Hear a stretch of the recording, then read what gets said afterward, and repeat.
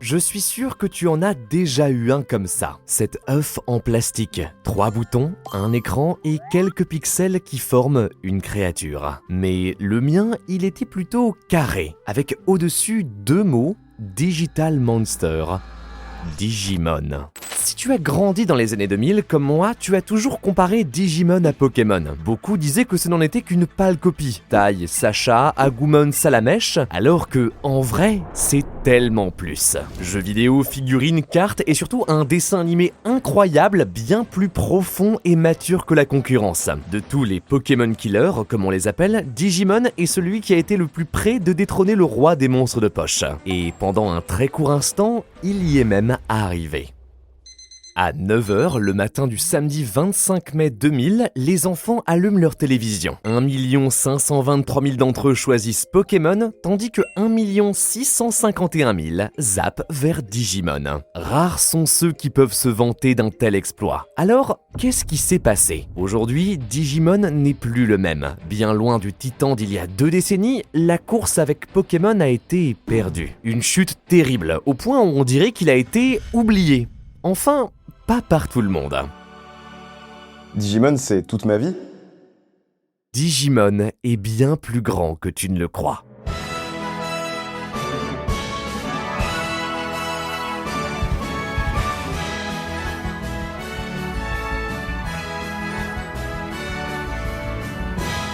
Derrière l'écran de ton Tamagotchi se cache une histoire gigantesque qui a grandi avec son public, celle d'une licence qui avait tout, a tout perdu, mais qui malgré tout a réussi à se relever. Au point où récemment, certains recommencent à dire qu'elle serait même meilleure que Pokémon. Digimon is better than Pokemon, hands down.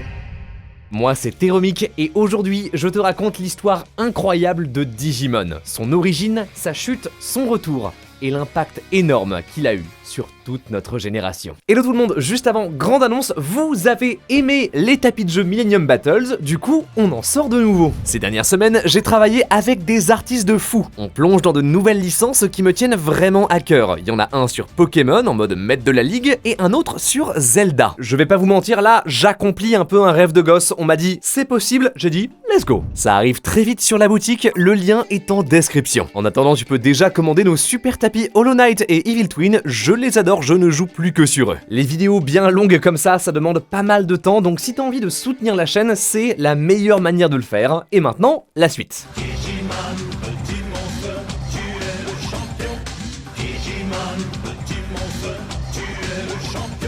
L'origine de Digimon.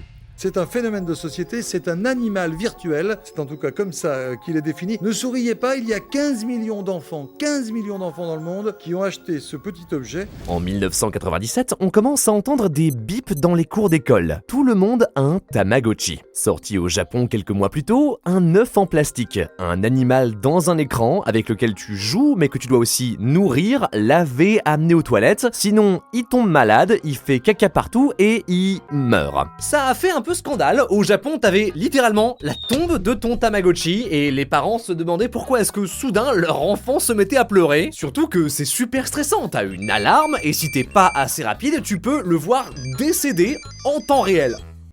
Mais malgré ça, le concept plaît énormément. Le premier Tamagotchi s'écoule à 40 millions d'exemplaires. Une mode fulgurante, les gens font la queue pendant des heures pour les avoir, au point où à un moment, les employés de Bandai, l'entreprise qui les faisait, avaient peur que leur stock se fasse voler par les Yakuza qui allaient les revendre sur le marché noir. Tamagotchi, c'est un peu un iceberg avec des séries, des goodies, des tonnes de jouets dans tous les sens qui mériteraient sa propre vidéo. Là, l'important c'est qu'il ouvre une porte dans laquelle tout le monde s'engouffre. Même Pokémon veut sa part du gâteau. En 98, ils sortent Pocket Pikachu, moins complexe, tu peux juste marcher et lui donner des cadeaux. Un concept qu'ils reprennent d'ailleurs plus tard avec le Pokéwalker. Le truc intéressant, à la base, Bandai, avec son animal virtuel, visait surtout les filles. Mais ce que les chiffres montrent, c'est que le Tamagotchi plaît à tout le monde. Il faut aussi cibler les garçons.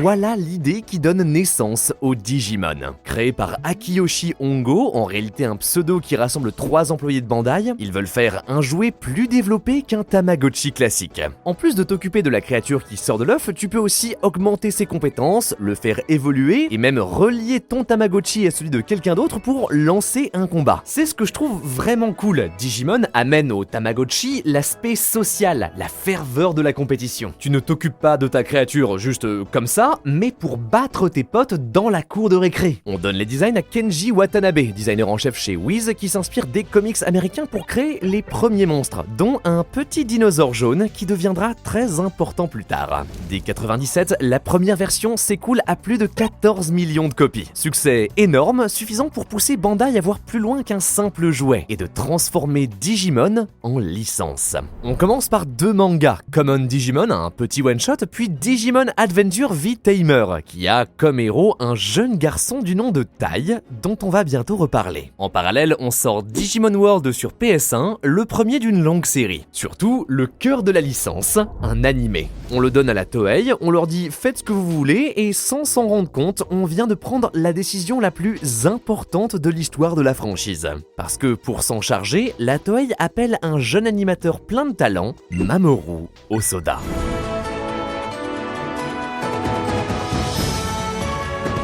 Aujourd'hui, tu as sûrement déjà entendu ce nom, au moins pour Les Enfants Loups, fable très touchante sur une mère qui élève seule 2 enfants, mi-humains, mi-loups. Hosoda est un des réalisateurs les plus en vogue dans l'animation japonaise, et nombreux sont ceux qui l'ont décrit comme le nouveau Miyazaki. Au début des années 90, par contre, personne ne le connaît. Il avait bien essayé de rejoindre le studio Ghibli pour réaliser le château ambulant, rien que ça, sauf que ça s'était mal passé. Du coup, à l'époque, Hosoda se contente de travailler chez Toei sur des épisodes de Dragon Ball ou Sailor Moon.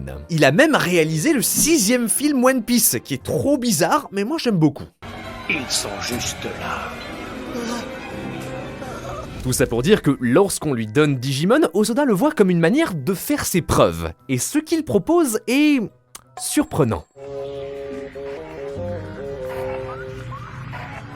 Au milieu de la nuit, Tai, le héros, tombe sur Kari, sa petite sœur, les yeux rivés sur l'ordinateur familial alors qu'un œuf est en train d'en sortir. L'œuf éclot dans une petite boule noire, puis rose, avant de devenir un dinosaure. D'abord sympathique, la nuit suivante, ce dernier quitte soudain leur appartement et commence à tout casser à l'extérieur. Alors, une étrange lueur apparaît dans le ciel.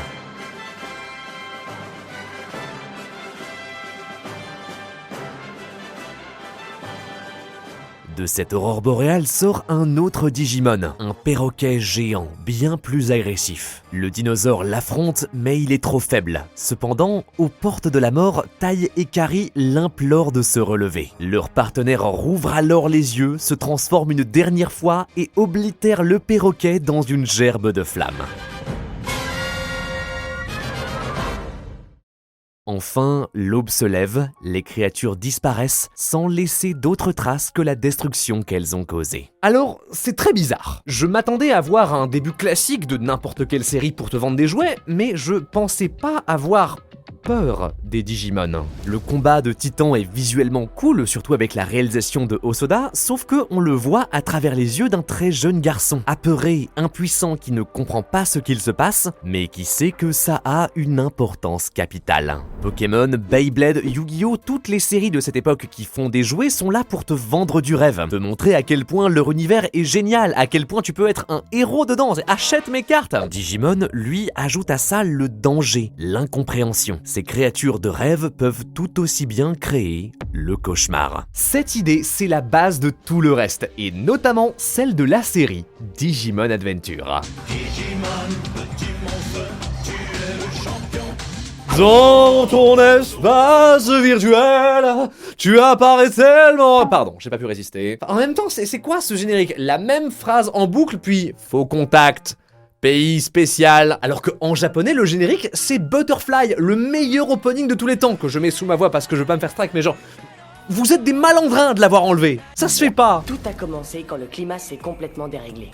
On retrouve Tai quelques années plus tard en camp de vacances alors qu'une tempête de neige tombe en plein milieu de l'été. Lui et ses amis Matt, Izzy, Mimi, Sora, TK et Joe sortent admirer les aurores boréales lorsque, du ciel, tombent 7 étranges appareils, des Digivice. Les héros les ramassent et se font soudainement aspirer dans une faille. Ils atterrissent au cœur d'une île étrange où les attendent chacun un Digimon. Tai retrouve la créature de son enfance qui s'appelle Koromon et ce dernier lui explique qu'ils sont en fait des élus amenés ici pour sauver le monde. Pas le temps de réfléchir, ils se font attaquer par un Digimon insectoïde. Dos au mur, ou au précipice du coup là, Tai et ses amis n'ont plus le choix, ils doivent se battre. Problème, leurs partenaires sont trop faibles, jusqu'à ce que, inspirés par le lien qu'ils viennent de forger, leur Digimon évolue. Koromon, Digivolve-toi en Agumon.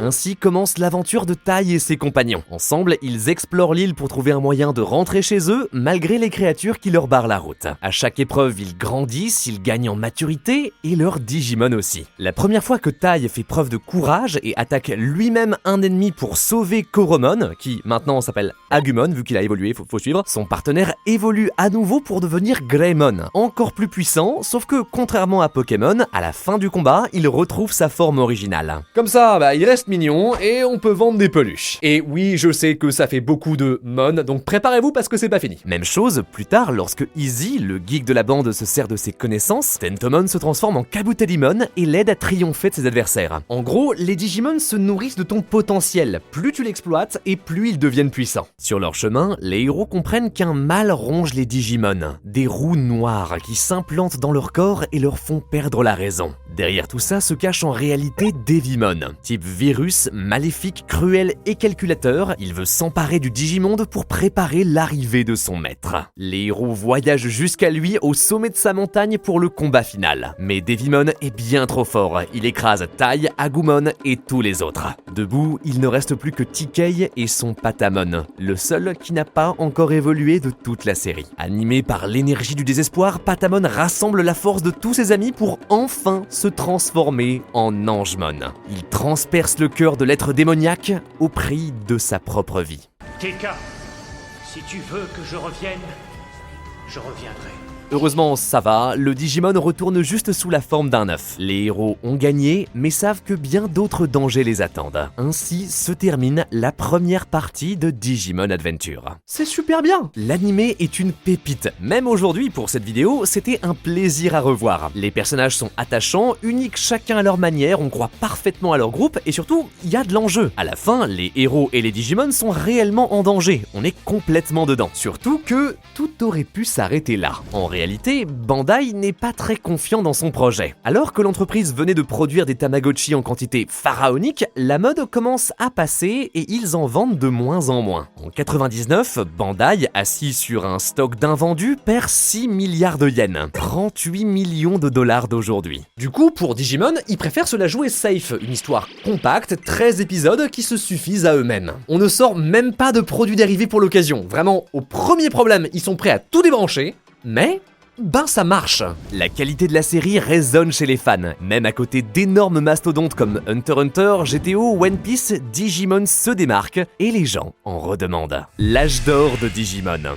Après leur victoire contre Devimon, l'hologramme d'un vieil homme apparaît devant Tai et ses amis. Venez vite sur notre continent pour battre nos ennemis. Et si vous êtes les Digisauveurs, j'ai confiance en vous. Il s'appelle Genai et leur demande de traverser la mer pour l'aider à affronter une nouvelle menace encore plus grande du côté du continent. Pour dépasser leurs limites, les héros partent à la recherche des emblèmes, ou scanners en VF, je sais pas pourquoi ils ont traduit ça comme ça, il fallait un terme digital. Dans ce pays spécial, Tai trouve le premier, celui du courage, mais en tant que chef du groupe, il se met toujours plus de responsabilités sur le dos. Sous pression, il force Agumon à évoluer le plus vite possible, quitte à le pousser dans ses retranchements. Son Digimon change de forme, mais devient Skullgreymon, une abomination squelettique née des angoisses de son partenaire qui ravage tout jusqu'à tomber à court d'énergie et revenir à l'état de Koromon. Tai comprend qu'il doit prendre soin de ses amis et de son partenaire, sans quoi il n'évoluera pas de la bonne façon. En rassemblant les autres emblèmes, les héros se font attaquer par un nouveau méchant qui veut s'emparer de leur pouvoir. Ce dernier finit par fusionner avec une machine imbue d'énergie maléfique qui absorbe tous les Digimon aux alentours. Mais maintenant, Tai a maîtrisé ses émotions. Il rassemble son courage et parvient à faire évoluer Agumon en Greymon, puis en Metal Greymon. Le choc du combat des deux créatures est si puissant qu'il crée une faille entre les dimensions. Tai et son partenaire l'emportent, mais se font aspirer et voyagent jusqu'à Tokyo. De retour dans le monde réel, Tai se rend compte que, alors qu'il était dans le Digimonde depuis des semaines, à peine quelques heures se sont écoulées ici. Il retrouve Kari, sa petite sœur, mais découvre que ses amis sont toujours coincés de l'autre côté. En parallèle, les catastrophes se multiplient. Tai comprend que s'il veut sauver la planète, il doit repartir. Une autre faille s'ouvre, il se laisse aspirer en promettant à sa sœur qu'il reviendra. De retour dans le Digimonde, plusieurs mois ont passé. Sans chef et sans but, les héros se sont dispersés aux quatre coins du continent. Tai doit les rassembler. Pas mal de choses se passent, c'est l'occasion de s'attarder sur chaque personnage, les épreuves individuelles qu'ils doivent surmonter et les nouvelles évolutions de leur Digimon. TK apprend par exemple à faire confiance à son partenaire, tandis que Matt, jusque-là le rival de Tai, cesse de tout vouloir faire tout seul et arrête de juger les autres trop vite. De nouveau ensemble, les enfants apprennent que le grand méchant, encore pire que Devimon, s'appelle Myotismon. Un littéral vampire qui veut dominer le monde des Digimon et celui des humains. Ils l'affrontent, mais se font écraser. Après la bataille, Genai revient. Il leur explique qu'il y a en réalité un 8e enfant élu qui n'est pas encore dans le Digimonde. S'ils veulent vaincre Myotismon, ils doivent aller le chercher. Grâce à une porte cachée dans le château des méchants, les héros parviennent alors à retourner dans notre monde. Oh, écoutez-moi, il faut vite retrouver le 8e enfant. De retour à Tokyo, on découvre que ce fameux enfant élu, c'est Kari. Elle rencontre Gatomon, à la base un sbire de Myotismon censé la capturer, mais qui devient sa partenaire. Cependant, Myotismon a vent de la trahison. Il capture alors tous les enfants et les parents d'Odaiba et kidnappe Kari. Les héros partent la sauver, mais le vampire est toujours trop fort. Même Metal Greymon ne suffit pas à l'arrêter. Tout semble perdu, jusqu'à ce que, alors que Myotismon lance son ultime attaque, Gatomon, avec l'aide de Kari, évolue en Ange Woman. Ils combinent leur puissance dans un rayon divin qui transperce leur adversaire, mais ça ne suffit pas. Myotismon rassemble assez d'énergie pour évoluer en Venom Myotismon. Heureusement, en face, Tai, Matt, TK et Kari, les derniers encore debout, transcendent eux aussi les limites de leur Digimon. Ensemble, ils anéantissent l'abomination devant eux. Cette fois, c'est bon, le monde est sauvé. Enfin, pas complètement. Kari et les enfants d'Odaiba sont sains et saufs, mais le Digimonde et le monde réel sont toujours connectés et les catastrophes climatiques continuent. Il faut retourner une dernière fois dans le réseau pour en trouver la source, Apocalypse. Né du ressentiment de tous les Digimon morts ayant échoué leur évolution. Il veut refaire le monde à son image pour ne plus avoir à souffrir, et il le prend avec beaucoup de philosophie. Pourquoi avez-vous droit à la pizza et moi seulement aux croûtes? Alors en vrai, c'est un peu la saison de trop. C'est un poil redondant et très long à se mettre en place, mais la fin est cool. Apocalypse détruit les emblèmes, annule toutes les évolutions et réduit les héros à l'état de simples données. Mais même sous la forme de 0 et de 1, l'âme de Tai survit. Lui et ses amis se rappellent de tout ce qu'ils ont vécu, de tous les gens qui comptent sur eux. Ils reprennent forme, affrontent et terrassent l'incarnation du mal dans un climax épique. Enfin, les distorsions se calment. Le monde est sauvé. Cependant, les héros ne peuvent pas rester là. Ils doivent partir ou ils seront bloqués dans le Digimonde pour toujours. C'est l'heure des adieux.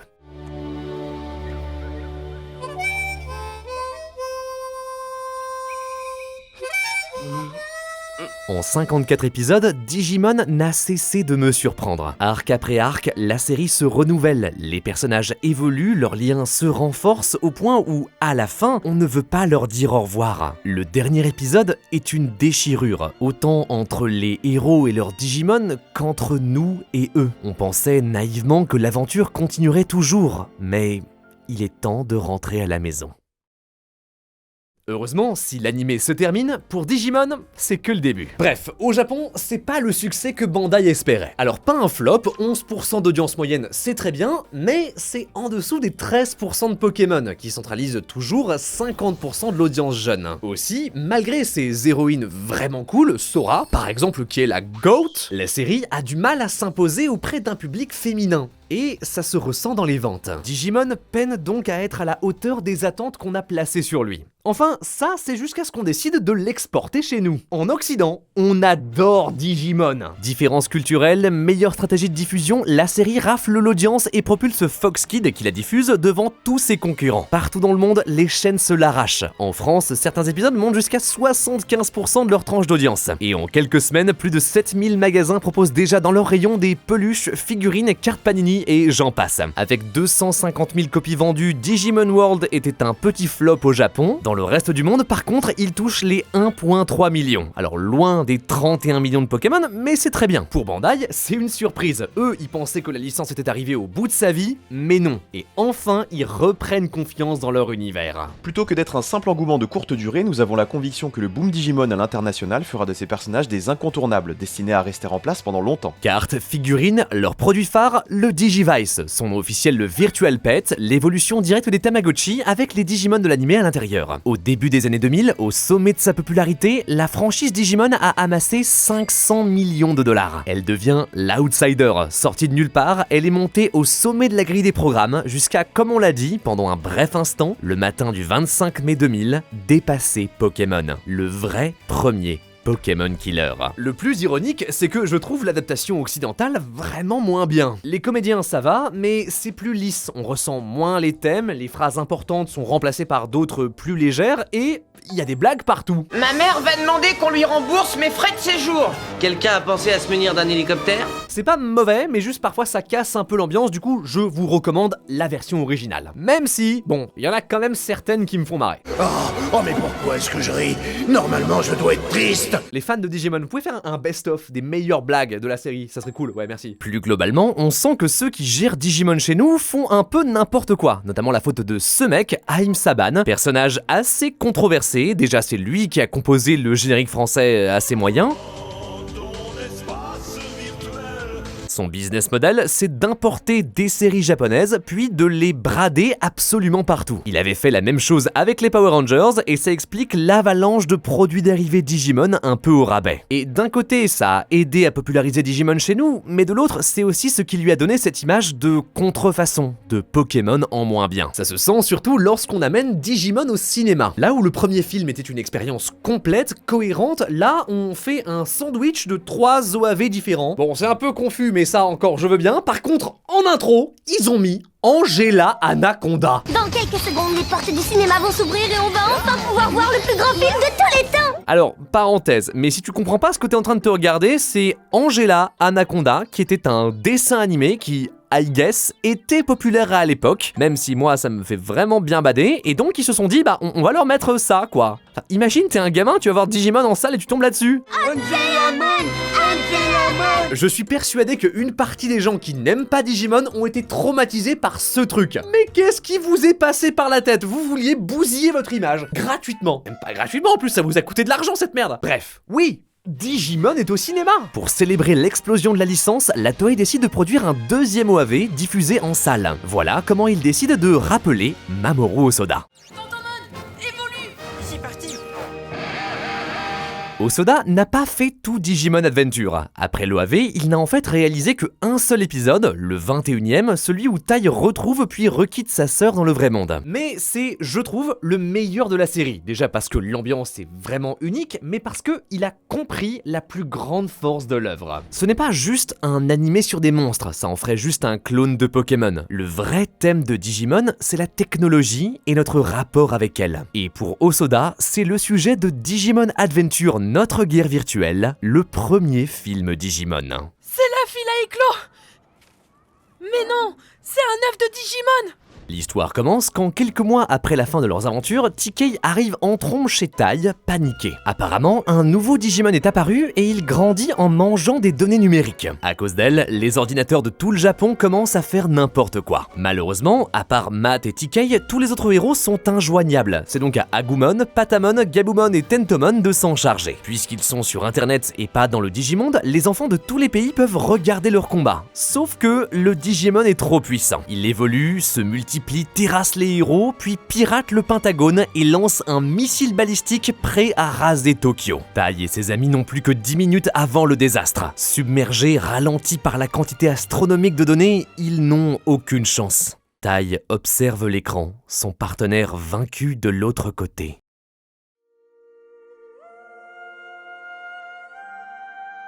J'ai menti. Le vrai thème de Digimon, ce n'est pas la technologie, c'est les liens. Le lien entre les héros, forgés par leurs aventures, le lien entre eux et tous les enfants qui les regardent, criant leur soutien grâce à Internet, le lien entre Tai et Agumon, Matt et Gabumon, si pur, si fort, au point de transcender la machine. Les deux guerriers reprennent vie et pour la première fois de leur histoire s'assemblent dans leur forme ultime, Omnimon.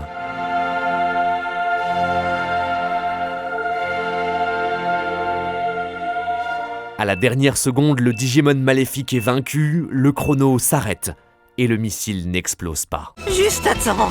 Aujourd'hui, on est habitué à ce genre d'histoire, mais au passage du millénaire, l'idée qu'un virus informatique puisse avoir un impact dans le monde réel, voire même pouvoir tuer quelqu'un, c'est encore neuf. On est juste après la peur du bug de l'an 2000, 10 ans avant Stuxnet et les premières grosses cyberattaques. C'était difficile de saisir à quel point Internet et le réseau étaient en train de changer notre réalité, quels effets ils avaient sur nous et notre rapport aux autres. À la même époque, Ghost in the Shell, Gum, Serial Experiment Lane explorent aussi ces facettes plus sombres et aliénantes de l'évolution technologique, qui finissent par nous retirer jusqu'à notre propre humanité. Un propos que Hosoda tenait déjà dans son premier OAV. Ce qui sort de l'œuf peut être aussi bien fascinant que dangereux. Mais là où notre guerre virtuelle se démarque, c'est qu'il n'est pas pessimiste. Il croit au pouvoir des liens, ce que l'on crée les uns avec les autres. La jeune génération vit avec Internet. Internet fait partie de leur vie. C'est ça la réalité. Je voudrais surtout encourager ces jeunes pour qu'ils puissent utiliser ces outils d'une façon positive. Mais avant tout, je voulais apporter l'espoir à ces jeunes. La technologie fait peur, mais elle peut aussi être un moyen de nous rassembler. Peu importe la distance, peu importe qui nous sommes, même submergés par la machine, c'est avec les autres que l'on trouve des manières de rester humain. Notre guerre virtuelle croit au potentiel de l'humanité. Il croit que ensemble, connectés, on peut surmonter n'importe quelle épreuve.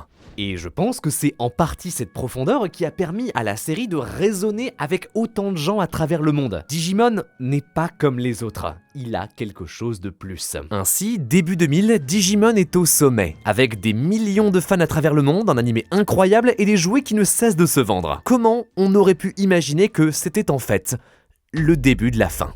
Le déclin de Digimon. La première saison de Digimon se termine fin mars 2000, la deuxième sort le 2 avril, à peine une semaine plus tard. La stratégie de Bandai est claire, alimenter la machine, surfer sur la vague le plus longtemps possible, c'est parti pour Digimon Adventure 2. 3 ans après leur combat contre Apokélimon, Tai, Joe et Izzy sont à l'école, Matt fait du rock, Sora du tennis, tandis que Mimi est à New York. De leur côté, TK et Kari, les plus jeunes, entrent au collège et rencontrent Davis, avec qui ils forment une nouvelle équipe de Digisauveurs. C'est parce que, en parallèle, dans le Digimonde, un nouveau méchant, cette fois un humain masqué, commence à terroriser les partenaires des héros. Avec l'aide de Tai, qui prend le rôle de mentor, Davis trouve le symbole du courage et libère Vimon. Ensemble, ils partent dans une nouvelle aventure pour percer le secret de cette menace. Cette fois, ils ont des Digivices plus sophistiqués qui permettent d'autres types d'améliorations, comme les armures ou alors l'évolution ADN, tu fusionnes deux Digimon. Ça leur permet aussi d'entrer et de sortir du Digimonde à volonté, en plus de voyager partout dans le monde grâce à Internet. Alors ça casse un peu l'immersion, on a moins l'ambiance de découverte et de mystère de la première saison, mais en vrai le concept est sympa. Ça permet de rencontrer les Digisauveurs d'autres pays, comme par exemple le moment très fun où Tai et TK arrivent en France. Et la Marseillaise en fond, c'est pour m'assassiner. Je vais pas vous refaire toute l'histoire, mais Digimon Adventure 2 est plein d'idées super. C'est juste un peu redondant. Alors j'aime beaucoup Davis, mais il passe vraiment par les mêmes dilemmes que Tai et Matt. Ne pas trop prendre de responsabilité tout seul, faire confiance à ses amis, tout ça, on l'a déjà vu. Surtout que le méchant final de la série, c'est à nouveau Myotismon, qui revient dans une forme finale encore plus puissante. Bro, arrête!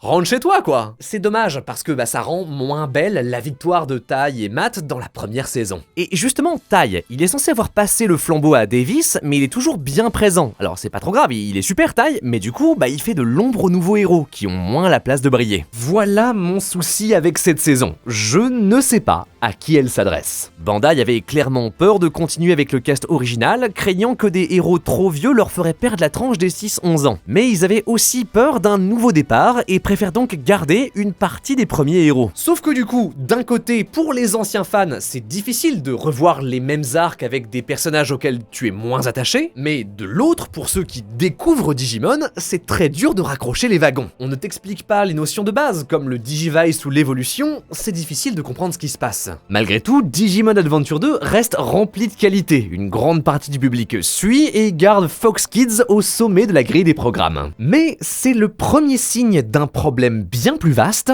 Bandai ne sait pas où il va. La base de Digimon, c'était de surfer sur les Tamagotchi. Sauf que, maintenant, la mode elle est passée, il faut trouver autre chose. On le voit bien, les nouveaux Digivice ressemblent davantage à des téléphones portables. Pour survivre, le cœur de la licence doit changer. Et on sait pas comment. Bandai se tourne d'abord vers les cartes. Fin 90, c'est le boom des TCG. Tout le monde veut suivre la mode, et c'est comme ça qu'on découvre les premières cartes à jouer Digimon Hyper Colosseum, qui sont vraiment pas bien. Bandai n'a encore aucune expérience là-dedans. Y a pas d'équilibrage, pas de stratégie, tu sors un gros monstre et tu gagnes, c'est pas intéressant. Au Japon, on a quand même quelques tournois principalement portés par ses apparitions dans la suite de l'animé, mais chez nous, c'est un flop monumental. Des erreurs de traduction de partout, aucun tournoi, rien pour profiter du jeu. À peine 2 ans plus tard, Bandai arrête de l'importer en Occident. Hop là.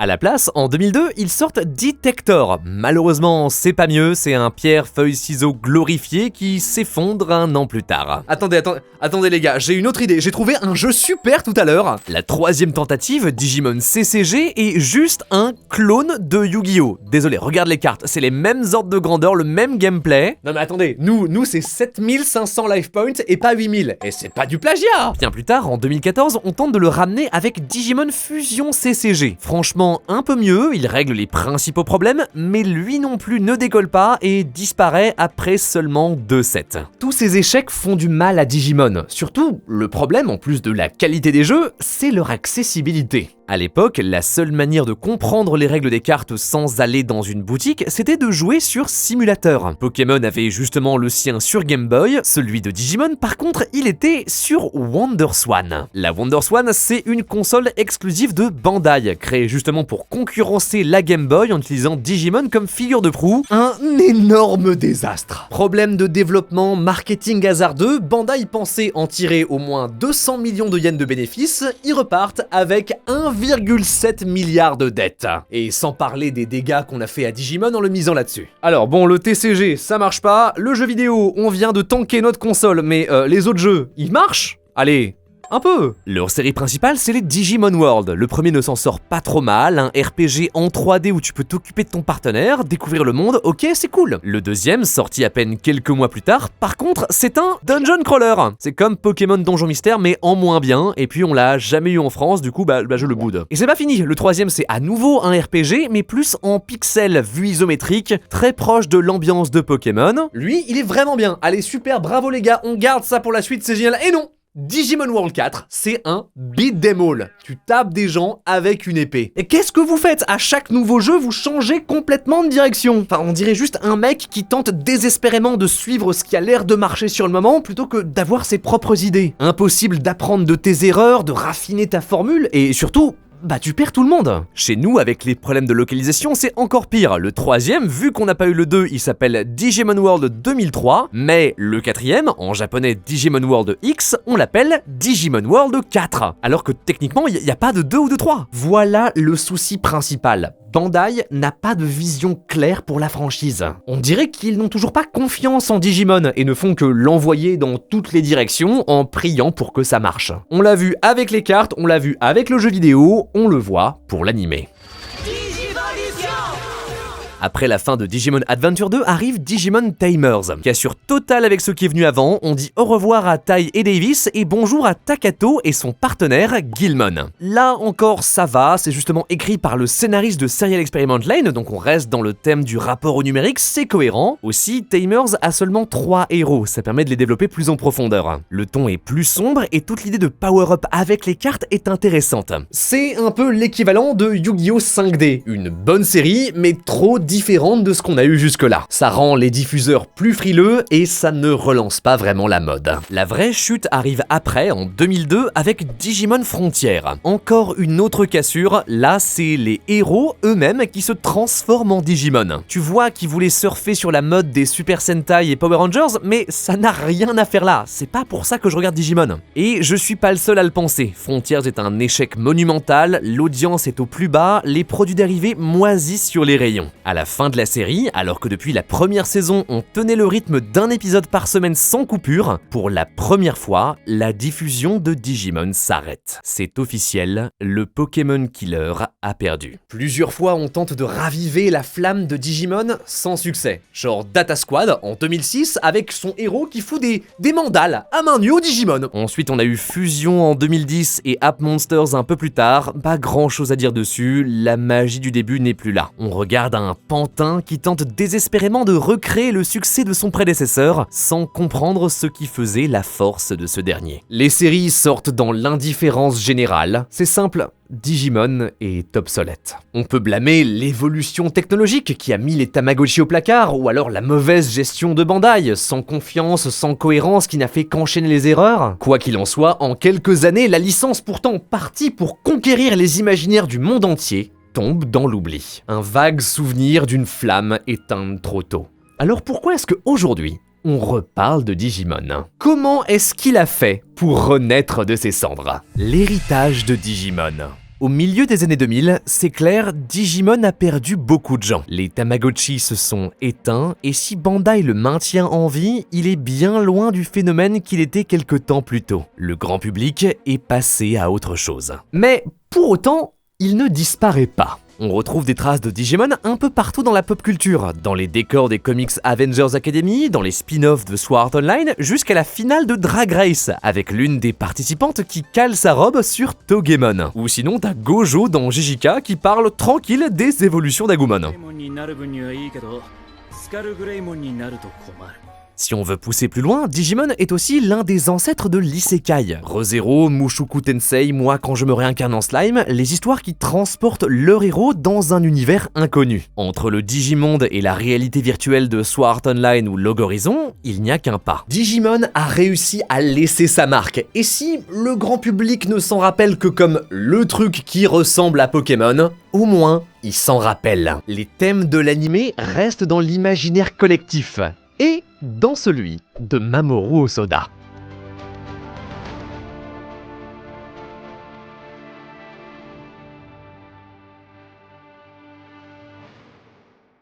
Hosoda est, de bien des manières, celui qui a donné le sens de Digimon Adventure. Il a réalisé exactement le début, le milieu et la fin. Ah, il a aussi fait ce court-métrage en 3D avec des Digimon dans une course de voiture où, à un moment, Agumon fait caca. Alors j'ai pas trouvé de symbolique là-dedans, mais je vais continuer à chercher. Sauf que, après ça, Hosoda quitte la licence. Il démissionne carrément de la Toei et part faire ses propres films comme le très cool La Traversée du Temps. Il devient alors un réalisateur reconnu et respecté, on pense qu'il est passé à autre chose, mais dans son esprit, il n'a pas oublié Digimon. Les adultes ont tendance à penser qu'il y a le monde réel et le monde virtuel, mais je crois que les jeunes maintenant considèrent que le monde virtuel aussi est une autre forme de réalité. Bienvenue dans le monde d'Oz. Summer Wars, qu'il réalise en 2009, est un remake assumé de notre guerre virtuelle. On ne suit plus Tai, mais Kenji, peut-être une référence au dessinateur d'Agumon, un jeune ado prodige en mathématiques qui travaille sur Oz, le réseau informatique mondial. Sans faire exprès, il aide une IA malveillante à en craquer la sécurité, lui donnant les pleins pouvoirs. Ensuite, c'est plus TK qui l'aide, mais King Kazma, un gamin pro de la bagarre virtuelle. Ensemble, ils tentent de l'arrêter, mais l'IA évolue. Elle pirate toujours plus de comptes et dérègle tous les systèmes du monde réel, jusqu'à lancer un compte à rebours au bout duquel elle va faire s'écraser plus un missile, mais une sonde spatiale sur une centrale nucléaire. Au final, les gens partout dans le monde se rassemblent à travers Oz. Ils offrent leur compte aux héros pour leur donner la force de battre l'IA et dévier la sonde au dernier moment. La même histoire, mais on sent que, en 10 ans, Hosoda l'a raffiné. Il a gardé les thèmes, les dangers du virtuel et l'importance des liens entre les individus, mais l'a extrait de l'univers de Digimon et lui donne un aspect familial. Puisque en fait au début de l'histoire, Kenji est embarqué dans la famille de Natsuki, une amie du lycée, pour l'anniversaire de son arrière-grand-mère, avec juste un twist. C'est lui, mon petit ami. Un petit ami Oui, c'est la personne que je compte épouser plus tard. Quoi? Ça donne un côté personnel à la menace, puisque maintenant, celui qui a programmé l'IA maléfique n'est autre que Wabisuke, l'oncle paria de Natsuki, qui voulait la revendre aux Américains pour restaurer la fortune familiale. Bref, si je parle autant de ce film, c'est que je le trouve intriguant. Pourquoi refaire la même histoire? Eh bien justement, par rapport à Digimon, c'est pas tout à fait la même. Il y a deux choses qui changent. La première, c'est la manière dont Hosoda nous montre Internet. Dans le premier OAV et Notre guerre virtuelle, le réseau est un œuf sur l'ordinateur familial. On en voit l'émergence à travers nos yeux d'enfant. Dans Summer Wars, par contre, l'œuf a éclos. En 10 ans, il est devenu un hub central, pas tout à fait réel, mais ancré dans la réalité. Connu plus seulement des enfants, mais aussi des adultes, Oz est une part de nos vies. Mais ce n'est pas la même pour tout le monde. Là où la mère de taille dans Notre guerre virtuelle n'a aucune idée de ce que fait son fils, les adultes de Summer Wars savent que Oz existe, mais ne le prennent pas au sérieux. C'est le deuxième changement, la manière dont Internet nous affecte. Mais pourquoi est-ce que nous nous occuperions des autres dans une situation pareille? Trop occupés par les histoires familiales, ils ne comprennent pas l'ampleur de la menace que pose l'IA maléfique. Sauf que Oz n'est pas un jeu. Il n'est pas juste capable de créer des embouteillages ou de lancer un missile avec le compte du président, il peut aussi dérégler un équipement médical.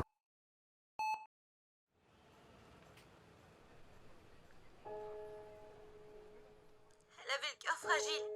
À cause de la pagaille dans Oz, Mansaku n'a pas pu la soigner à temps. Comme Digimon, avant d'être un film sur la technologie, Summer Wars est avant tout un film sur les liens, particulièrement sur les liens entre les générations. Il y a un conflit entre le présent et le passé. Oz ne fait que révéler la fracture entre les adultes et les enfants, une fracture qu'il faut réparer. À la fin, Natsuki défie l'IA au Hanafuda, le jeu fétiche de son arrière-grand-mère, avec derrière elle toute sa famille et le monde entier qui la regarde. Internet a évolué, il fait partie de nos vies, mais ça veut aussi dire qu'il est à nous. Au lieu de nous diviser, il peut être un endroit de réconciliation. On est en 2009, et pendant que Bandai fait un peu n'importe quoi avec sa licence, l'âme de Digimon perdure. Summer Wars en est la preuve, et plus que ça, il prédit aussi son retour. Parce que, à la fin des années 2000, Digimon n'est plus juste à la télévision ou dans la cour de récré, il est aussi sur Internet. Il faut qu'on parle des fans de Digimon. Le retour de Digimon. Depuis que je suis petit, Digimon, c'est ce que je regardais tous les matins. Dès qu'il y avait des débats dans la cour, moi j'étais toujours, putain les gars, Digimon c'est vraiment la vie. Moi j'ai connu Digimon via mes grands frères du coup, parce que ils sont un petit peu plus âgés que moi. Moi j'ai découvert Digimon, j'avais genre 5 ans. La première animée passait sur les télévisions. Après ça, avec ma première PlayStation, ils m'ont acheté 2 jeux de Digimon. Donc Digimon World et Digimon Card Battle. Alors que la mode se termine, soudain, les passionnés de Digimon se retrouvent seuls, avec une imagination débordante, mais nulle part où la partager. J'essayais beaucoup d'y mettre mes amis déjà de l'époque, notamment au collège, mais c'était très compliqué, avec une licence qui n'était plus distribuée en France. Dès que je parlais de Digimon aux gens de ma classe, et ben j'étais vraiment le mec bizarre du fond du bus qui s'intéresse à des trucs trop bizarres. Pourquoi tu t'intéresses pas à Pokémon, mon gars? Fais comme tout le monde. Et finalement, comme les héros de la série, ils se tournent vers Internet. On commence à voir apparaître les premiers forums dédiés à Digimon, avec des débats sur quelle est la meilleure créature, qu'est-ce qu'on pense des derniers Digimon World, ou plus globalement, qu'est-ce qu'on va avoir ensuite. À côté, on trouve aussi quelques fanfictions, des fangames, des fandubs dont vous avez entendu quelques extraits, et des tonnes de fanart. Surtout de Renamon. C'est un Fury, il est un peu cool, il a cassé des Viantartes. Arrêtez, je veux pas voir ça. Moi-même, j'ai créé des persos autour de Digimon qui ont leur partenaire Digimon et tout. En fait, je trouve c'est archi propice à l'imagination et au fait de créer ses propres histoires. Il y a quelque chose de satisfaisant dans le fait de voir les fans d'une série qui parle de comment Internet peut créer du lien, utiliser Internet pour créer du lien. Pareil, là où chez nous les Tamagotchi disparaissent, au Japon on en trouve toujours. Les Vipettes continuent d'évoluer, en couleur, avec de nouvelles fonctions, et certains ont même de mini-aventures à l'intérieur. Au point où les plus déterminés organisent carrément des tournois de Vipettes. Tu viens avec ton Digimon entraîné et tu vois combien de gens tu arrives à battre. La communauté Digimon se rassemble, elle devient une culture underground, tenue par des passionnés pour des passionnés. Et ça, au bout d'un moment, Bandai, il va finir par le comprendre. Il comprend que plutôt que d'atteindre le grand public, c'est plus simple et moins risqué de faire plaisir aux fans, aux gens qui aiment la licence, qui l'ont découvert il y a 10 ans et qui continuent d'y revenir. Ça se voit avec Digimon Adventure sur PSP, qui suit l'histoire de la première série, ou alors Dawn and Dusk sur Nintendo DS, qui relève enfin la barre après le fiasco des précédents opus. On a arrêté de partir dans tous les sens, on prend ce qui marche et on l'améliore. Pareil, les produits dérivés Digimon, jusque-là distribués à la pelle sans trop faire gaffe, deviennent des éditions limitées, uniquement sur commande, avec un côté plus premium, pensé pour les fans. Et ce côté nostalgique, on l'assume complètement pour le 15e anniversaire de la licence, avec Digimon Adventure 3. Un concert? Ça te dit? Mon groupe va y jouer. La suite de Digimon Adventure, 6 films qui signent le retour de Tai et de tous les Digisauveurs originaux, maintenant au lycée. Les téléphones portables ont remplacé les Tamagotchi et tout le monde vit une vie normale, sans nouvelles du Digimonde ou de leurs anciens partenaires, au point où ils commencent à partir chacun de leur côté. Mais soudain, tout change lorsqu'une anomalie rouvre le portail entre les deux réalités. Commence alors à en sortir des Digimon infectés, devenus hostiles. Heureusement, Tai retrouve Agumon, Matt Gabumon et pareil pour tous les autres. Il rencontre aussi Meiko, une autre Digisauveuse, et son partenaire Meikomon. Vous étiez inspirés là, hein? Ouais. Ensemble, ils affrontent cette nouvelle menace et tentent de comprendre comment l'arrêter. On va pas raconter tout Digimon Tree, c'est pas une mauvaise série, elle a ses bons moments et ça fait du bien de voir les héros plus vieux, mais c'est très confus. Alors l'histoire s'embourbe dans différentes sous-intrigues parallèles et parfois j'ai du mal à comprendre où ça va. Pas aidé par le grand nombre de personnages, surtout qu'on en fait revenir encore d'autres, comme le premier méchant de Digimon Adventure 2, c'est un peu galère à suivre. Et désolé, je vais être un homme, mais j'ai trop du mal avec Meiko. Sur le papier, elle est super, elle a un bon lien avec son partenaire et c'est cool de la voir s'intégrer à l'équipe, mais sa personnalité, je ne peux pas. Elle sert à rien, elle est tout le temps angoissée, j'ai envie de traverser l'écran pour lui hurler « Arrête de t'excuser, fais un truc !» Bref, Tree a reçu un accueil assez mitigé, mais je le trouve quand même très intéressant. Déjà, ça alimente l'univers, ça fait vivre la communauté, ça ramène des anciens fans nostalgiques, mais pas que. Digimon, c'est une œuvre qui a su grandir avec son public et qui semble vraiment comprendre les intentions qu'ont son public. On ne suit pas Sacha, l'éternel jeune garçon. Comme nous, Tai est devenu adolescent. Il se confronte à de nouveaux problèmes, à des relations plus difficiles et à la fin de l'animé, il accepte de laisser une part de son enfance derrière lui. Je suis peut-être encore à côté de la plaque. Qu'est-ce que t'en penses? J'y comprends rien, moi. Je pense que c'est pour ça que autant de fans de Digimon ont un lien si personnel avec la série. C'est une des rares œuvres qui évolue en même temps que nous. C'est plus juste un animé, ça devient une part de nos vies. De là, la fidélité et l'engagement incroyable de la communauté s'expliquent. Au point où, par exemple, Bandai avait trop peur de sortir Digimon Cyberfluff, leur nouveau jeu, en dehors du Japon, mais une pétition de plusieurs milliers de joueurs convainc l'entreprise de revenir sur le marché occidental. Résultat, 1,5 million de ventes, bien plus que ce à quoi Bandai s'attendait. Progressivement, l'entreprise reprend confiance dans sa franchise, et en 2020, il révèle la prochaine grande page de son histoire, Digimon TCG. Pour moi, c'est juste le meilleur TCG qui existe. Cette fois, Bandai a un peu plus d'expérience dans les jeux de cartes. Entre-temps, ils se sont occupés des TCG Dragon Ball, Battle Spirit, aujourd'hui Gundam ou alors One Piece, et Digimon, pendant longtemps leur bête noire, devient leur bijou. Il y a une vibe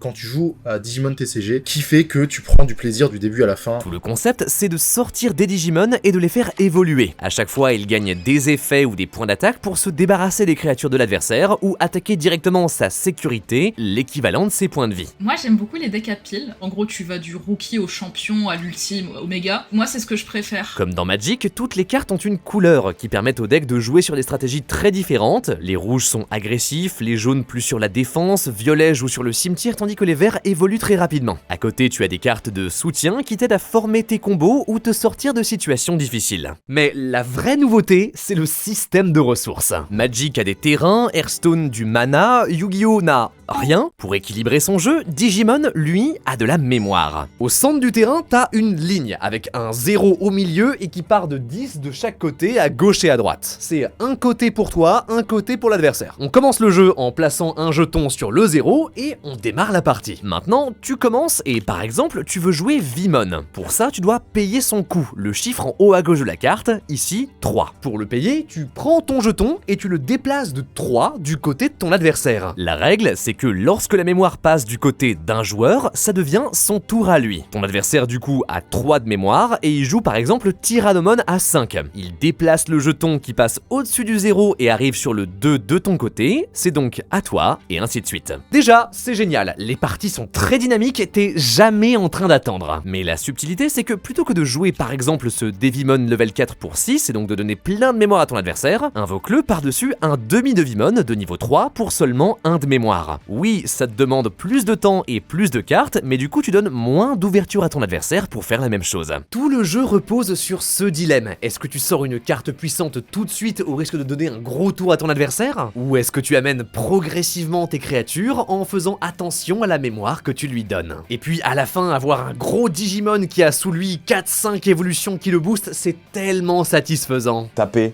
avec une tour gigantesque de créatures, voir toute la sécurité, toute la vie de l'adversaire partir à petit feu, ça m'a fait plaisir. J'ai réfléchi longtemps et je pense sincèrement que aujourd'hui, Digimon est un des meilleurs TCG du monde. Le système de ressources est parfait, les games sont tout le temps stratégiques tout en restant interactives et les cartes sont trop belles. Du coup, le jeu y fait parler de lui et il attire aussi bien les fans de la licence que les amateurs de cartes. J'avais un certain manque de TCG parce que j'avais arrêté Yu-Gi-Oh! C'est le fait de voir des gens, aller en local, discuter, jouer, ça me manquait énormément. Les premiers tournois s'organisent, le jeu passe les frontières et arrive en France, c'est bon, Digimon est de retour, 2020 ça va être son année.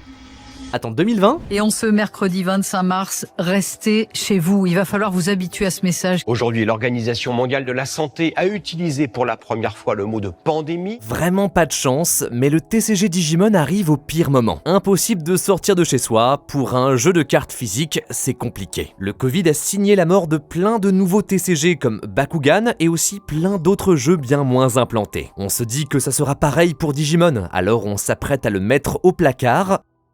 Sauf que non. Contre toute attente, ça marche. Digimon, il a grandi, surtout pendant l'époque du Covid. Les mécaniques du jeu, c'était simple suffisant, on pouvait jouer par webcam. Après tout, ça fait des années que la communauté Digimon persiste sur Internet. La distance n'a jamais été une barrière pour partager leur passion. Alors que Yu-Gi-Oh!, Pokémon, Magic sont encore en train de paniquer, en France, on crée un Discord qui rapidement devient un phare dans la nuit. Des gens se sont motivés et il y a eu des tournois en ligne qui se sont organisés. À côté de ça, Bandai a eu la merveilleuse idée de commencer tout de suite à lancer des tournois en remote. Dans une époque où tout semblait nous isoler, les gens jouent ensemble. Digimon est devenu l'une des rares manières de conserver, de recréer nos liens. Le thème principal de l'œuvre transposé dans la vraie vie. Parce que tout le monde était chez soi, tout le monde n'avait comme unique canal de communication avec ses amis Internet, et en fait, c'est tout le message derrière l'œuvre, donc je pense que ça a pas mal aidé. Oui, il y a quelque chose de beau dans le fait que Digimon, la série sur le fait de créer des liens, soit parvenue à réunir les gens au moment où ils étaient le plus éloignés. Et c'est ce qui, pour moi, rend le jeu de cartes Digimon si cohérent. Le TCG est une des dernières passions capables de faire ça. T'asseoir en face de quelqu'un que tu ne connais pas, mais avec qui tu vas partager un moment autour d'une passion commune. Échanger avec des gens que tu n'aurais autrement jamais rencontrés, mais qui peuvent, grâce à Digimon, devenir des amis précieux. J'ai pu me faire plein de super potes. Beaucoup de gens à l'étranger aussi. J'ai des potes coréens, japonais, du Royaume-Uni, du Pays-Bas. Ça va aller un peu plus loin que faire un local et c'est tout. Parfois on va se faire des sorties, on va aller au laser game. Ça va vraiment dans de véritables amitiés. Moi je suis portugais et quand je suis venu ici, j'avais pas de potes du tout. Je sortais pas de la maison. Digimon, c'était la première activité sociale que j'ai fait en France. C'est à partir de là que j'ai construit mes amitiés ici en France, mais aussi hors de la France. À la force, je suis online à Digimon. J'ai connu des gens tout le monde. Il y a des moments qui étaient difficiles, je me suis rendu compte que j'avais une série de confort, et c'était Digimon. Il y a des hauts et des bas, mais je sais qu'à chaque fois qu'il y a des bas, je pourrais toujours me réconforter là-dedans. Pour moi, le jeu de cartes est la consécration de la licence. Il rassemble tout, il est le nexus de la communauté, celui qui la soude, la maintient en vie et la tire vers le haut. Car aujourd'hui, ce qui fait rayonner Digimon, plus que les personnages, plus que les jouets, c'est les gens qui les aiment. Et si vous m'accordez une dernière digression, c'est exactement ce que dit Mamoru Hosoda. Quand dans cette pandémie, nous avons vu que toutes nos relations étaient mises en danger, dans un sens, toute la population mondiale a pu se rapprocher. Et nous avions ce sentiment de nous allons aller de l'avant ensemble, en s'unissant. 20 ans après notre guerre virtuelle, 10 ans après Summer Wars, Hosoda n'en a toujours pas terminé avec Digimon. En 2021, au cœur du Covid, il revient avec le film qui achève cette trilogie secrète, Belle. Bienvenue dans le monde de You. Dans Digimon, Internet était un œuf. Dans Summer Wars, un hub accueillant. Dans Belle, il est infini. Vaste, chaotique, assourdissant, qui englobe l'entièreté de notre existence. Voilà ce que le monde virtuel est devenu. Depuis 20 ans, je crois que le monde d'Internet a énormément changé. Il y a 20 ans, c'était quelque chose de très nouveau, c'était une nouvelle technologie, et nous avions cet espoir que les jeunes changeraient le monde. Pour autant, You n'est pas une dystopie. Dans le cas de Suzu, l'héroïne, il est même tout l'inverse. Dans la réalité, elle est une lycéenne traumatisée par la mort de sa mère qui, il y a longtemps, s'est sacrifiée pour sauver un autre enfant de la noyade. Pourquoi elle a choisi de sauver une inconnue plutôt que de vivre avec moi? Depuis, elle est incapable de continuer sa passion, la musique, mais surtout, elle ne parvient plus à former de nouveaux liens, que ce soit avec son père ou ses amis. Suzu est spectatrice de sa propre existence, jusqu'à ce qu'elle découvre You. Sous les traits de Belle, son avatar, elle s'évade et libère la voix qu'elle avait perdue. Ses chansons résonnent avec les autres, et grâce au monde virtuel, elle retrouve la connexion qui lui manquait depuis si longtemps. Un beau message d'espoir, sauf que Hosoda ne s'arrête pas là. Ça fait 3 fois qu'il parle d'Internet, et entre-temps, beaucoup de choses ont changé. Je me pose la question de est-ce que cet espoir qui existait il y a 20 ans, il existe toujours? Et c'est pour ça que j'ai fait ce film aujourd'hui. L'Internet de Belle n'est plus celui de Digimon ou Summer Wars. Le réseau que Suzu découvre est bien plus froid, cynique. On est à l'époque où des entreprises créent des algorithmes qui nous réduisent à une simple liste de paramètres et nous dépouillent de notre identité, tandis que nos gouvernements retournent cette même identité contre nous de manière oppressive. Sous la menace de nous retirer notre avatar, de nous dévoiler à la face du monde, ils veulent nous rendre inoffensifs. Quand tout le monde saura qui tu es, qui voudra encore perdre son temps à écouter tes pauvres chansons? Perdus dans la masse, impossible de former de vraies connexions avec les autres. Jamais nous n'avons été aussi connectés, jamais nous n'avons été aussi seuls. À la place, les gens se rassemblent autour d'idoles comme Belle, la dernière manière pour eux de combler ce manque de lien. Sauf que ainsi, ils ne peuvent pas la voir pour qui elle est, seulement comme ce qu'ils veulent qu'elle soit. Cette identité de Suzu, d'abord libératrice, se transforme en prison. Elle finit noyée sous l'obsession que les gens portent à son avatar. L'œuf, symbole fondamental de Digimon, représente ici cette popularité étouffante, une coquille humaine qui l'enferme et l'oppresse. Le seul qui comprend Belle, c'est la bête. C'est un monstre qui vit dans You. Un dragon noir rempli de rage, haï de tous. Il devrait être l'antithèse de Belle, mais lui aussi, en un sens, est piégé dans le regard des autres. Il est finalement celui qui lui ressemble le plus. Fascinée, Suzu se rapproche de lui et veut savoir qui il est réellement. Vers la fin, elle découvre qu'il s'appelle Kei, un jeune garçon isolé, séquestré, battu, qui essaye tant bien que mal de protéger son petit frère des coups d'un père abusif. Kei, tu me vois? Tu m'entends? Kei est l'exemple de ce manque de lien. Toutes les violences qu'il subit sont retransmises en live, mais personne n'est là pour le voir. Lui-même a cessé de croire que quelqu'un viendra vraiment le sauver. Il ne voit plus que le masque des autres. Alors, pour Suzu, la seule manière de l'atteindre, c'est de retirer le sien. Tu es folle? Tu veux être dévoilée?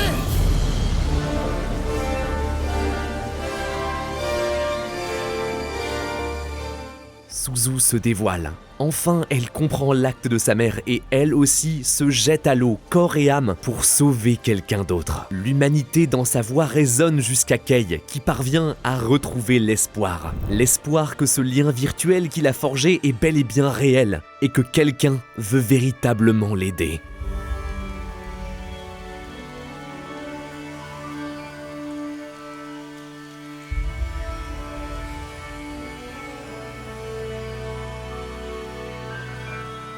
Ici, vous vivrez une autre version de vous-même. Ici, vous commencerez une nouvelle vie. Ici, vous pouvez changer le monde. Belle, comme Summer Wars, est un film Digimon. Il est la conclusion de tout. Internet est un monde qui révèle notre potentiel. Oui, il peut être dangereux, source d'isolement, de conflits. Mais il peut aussi être une force pour faire le bien. Voilà pourquoi j'aime autant ces univers comme Digimon, Yu-Gi-Oh!, Beyblade, Pokémon, au point d'y consacrer ma vie. Dans un monde qui cherche constamment à nous isoler, à nous rendre passifs, ce sont nos manières de créer des liens, de partager notre amour, de dire qui nous sommes, de vivre en communauté. Internet est capable du pire. Ensemble, on peut l'utiliser pour le meilleur. Voilà ce que m'a appris Digimon, la série peut-être la plus parlante de notre génération. Peu importe à quel point notre monde évolue, l'essentiel est de créer des liens, les aimer, les cultiver, même lorsqu'ils se brisent.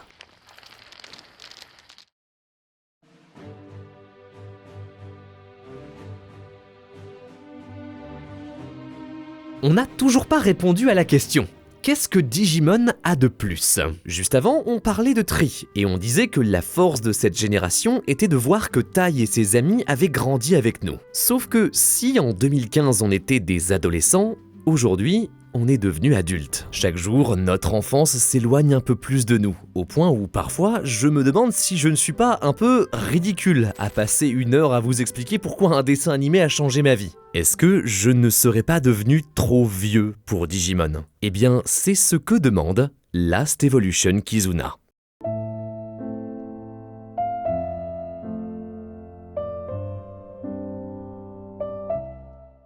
Tai a grandi, et il n'est pas le seul. Matt et lui sont à l'université pendant que Joe travaille dans un hôpital et que TK s'engage dans une carrière d'informaticien. S'ils affrontent toujours de temps en temps des Digimon, pris par leur nouvelle vie d'adulte, le groupe s'éloigne. Cependant, ils sont rassemblés par Menoa Bellucci, scientifique américaine qui leur demande leur aide pour enquêter sur un phénomène étrange. Partout dans le monde, des Digisauveurs comme eux tombent dans le coma. Personne n'est épargné, même pas Mimi, TK et Kari qui sombrent les uns après les autres. Derrière ce mal se cache Eosmon. Tai et Matt l'affrontent et comme dans notre guerre virtuelle 20 ans plus tôt, ils fusionnent leurs 2 partenaires en Omnimon, mais ça ne suffit pas. Ou plutôt, c'est comme s'ils étaient devenus plus faibles. On l'avait dit au tout début de la vidéo, les Digimon se nourrissent de ton potentiel.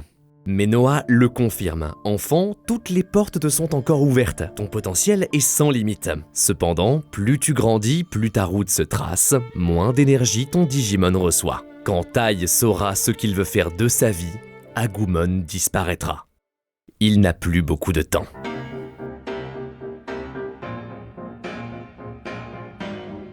Les héros n'ont pas le temps de faire leur deuil. En continuant leur enquête, ils apprennent que depuis le début, Eosmon était le Digimon de Menoa, ou plutôt, il est le spectre de celui qu'elle avait. Enfant prodige, elle a accompli son potentiel trop jeune. Dévastée par la disparition de son partenaire, elle a alors consacré sa vie à le reconstruire et se sert maintenant de son pouvoir pour sauver tous les élus. Menoa ne s'est en réalité rapproché des héros que pour les enfermer un par un dans une stase, piéger leur conscience dans l'illusion d'une enfance éternelle. Incapable de faire son deuil, elle préfère ce bonheur factice à la froideur de la réalité. Tai et Matt savent qu'affronter Menoa reviendrait à épuiser toute l'énergie d'Agumon et Gabumon. Alors, ils doivent faire un choix.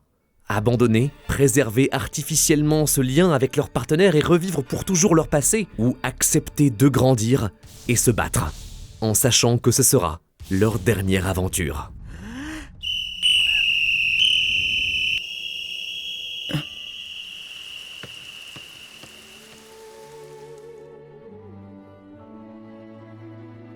Nous n'avons jamais assez de temps avec ceux que l'on aime.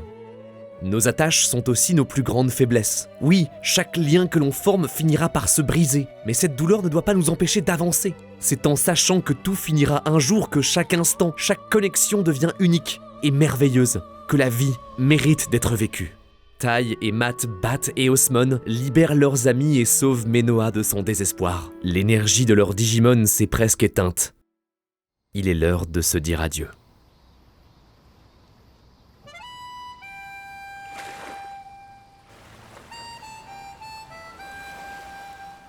Taiji,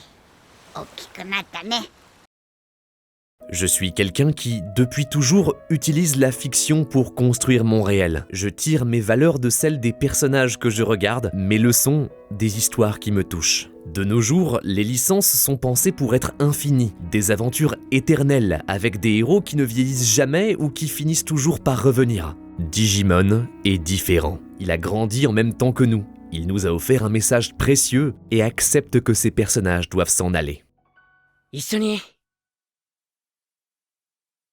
J'étais enfant lorsque j'ai découvert Digimon.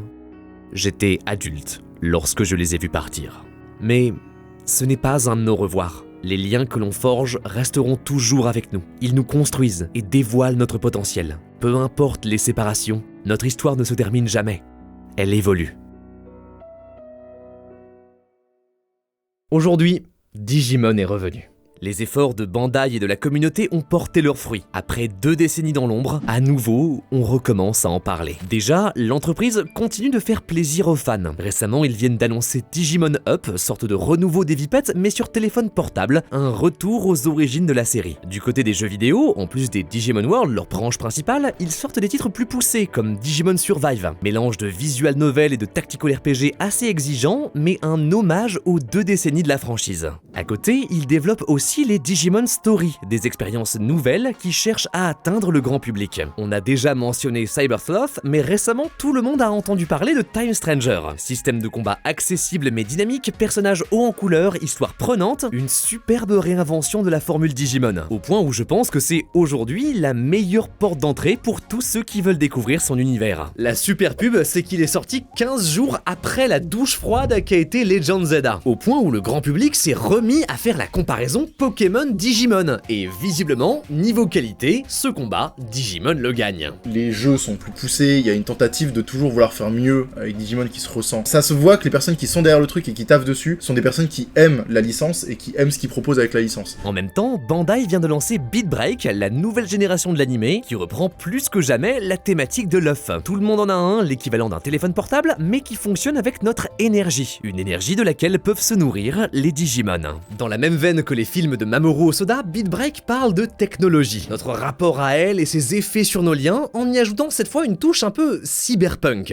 On réfléchit sur l'inégalité entre les individus, comment des entreprises utilisent des technologies comme l'intelligence artificielle pour tordre nos liens, nous diviser, nous contrôler, voire nous monter les uns contre les autres. Et à l'inverse, comment est-ce qu'on peut utiliser cette même technologie pour trouver ensemble de nouvelles manières de se réunir et de se battre contre cette oppression.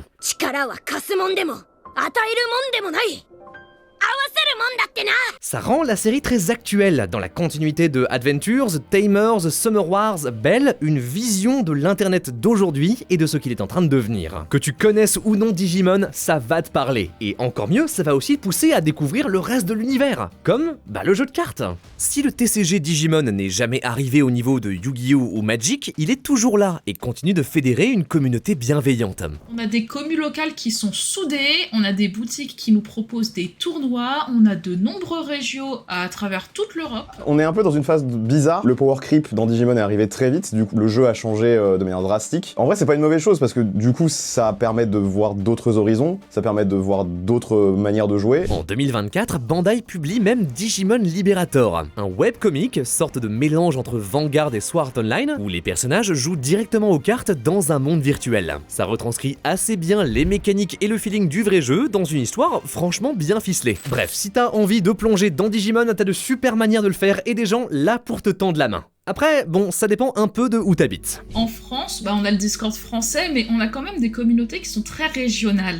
La commune actuelle souffre du fait que beaucoup de communautés, dans certaines régions de France, sortent bien plus gagnants de la fin du Covid que d'autres. Par exemple, moi, je suis un joueur de Strasbourg, et à Strasbourg, on n'a pas de communauté. Ça va peut-être s'améliorer avec Alysion, un projet de simulateur de cartes officiel comme Master Duel ou Duel Links, qui on l'espère sera une porte d'entrée accessible pour découvrir le jeu. Mais pour l'instant, Digimon reste toujours une passion de niche, qui par endroits peut disparaître si on ne l'entretient pas. Alors si elle te plaît, regarde autour de toi, perpétue cet univers, et toi aussi, crée du lien avec ceux qui l'aiment. En attendant, je te renvoie vers le Discord Digimon France dont j'ai mis le lien en description. Dessus, les organisateurs organisent organises toujours des tournois en ligne, et même plus que ça. Alors du coup, en mai, j'organise la Magna Cup. Entre autres, c'est une section dans une convention qui tournait autour de Digimon. C'est la consécration, on va dire, de tout ce qui est la communauté française Digimon TCG de ces dernières années. Dans quelques semaines, en Alsace, les plus grands passionnés de Digimon organisent un événement qui célèbre la licence, son jeu et ses joueurs. Au programme initiation, showmatch, je t'ai mis le lien en description si tu veux aller voir ça par toi-même. Et j'aime bien ça parce que c'est un peu la preuve ultime que les fans de Digimon ne sont pas juste des spectateurs, mais qu'ils participent activement